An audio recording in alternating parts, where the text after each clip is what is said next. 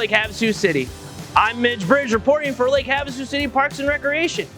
And we interrupt your regular scheduled program for some urgent news. Beginning December 1st, the Aquatics Center will be temporarily closed. That's right, we're taking a 2-week break for some much needed cleaning and maintenance. I know.